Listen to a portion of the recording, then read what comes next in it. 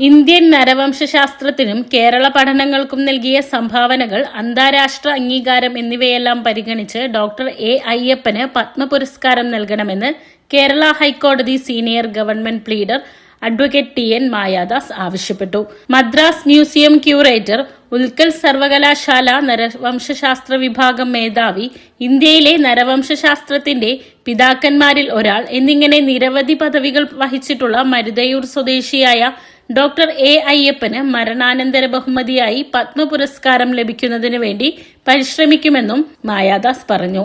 Doctor A അയ്യപ്പന്റെ 38ാം ചരമവാർഷിക ദിനത്തിൽ doctor A Ayyappan foundation സംഘടിപ്പിച്ച പരിപാടിക്ക് ഭാരവാഹികളായ അഡ്വക്കേറ്റ് സുജിത് ഐനിപ്പുള്ളി, റാഫി നീലങ്കാവിൽ, പ്രശാന്ത് മാധവൻ എന്നിവർ നേതൃത്വം നൽകി. ഞാൻ ഇന്ന് നിൽക്കുന്നത് മരുതയൂർ എന്ന് പറയുന്ന ഈ കൊച്ചു ഗ്രാമത്തിൽ ഡോക്ടർ എ അയ്യപ്പൻ എന്ന് പറയുന്ന മഹാനായ നരവംശ ശാസ്ത്രജ്ഞൻ പഠിച്ച സ്കൂളിലാണ്. അദ്ദേഹത്തിന്റെ വിദ്യാലയത്തിൽ നിൽക്കുമ്പോൾ അദ്ദേഹത്തെ കുറിച്ച് വായിച്ചുള്ള അറിവ് എന്റെ മനസ്സിൽ നിറയുകയാണ്.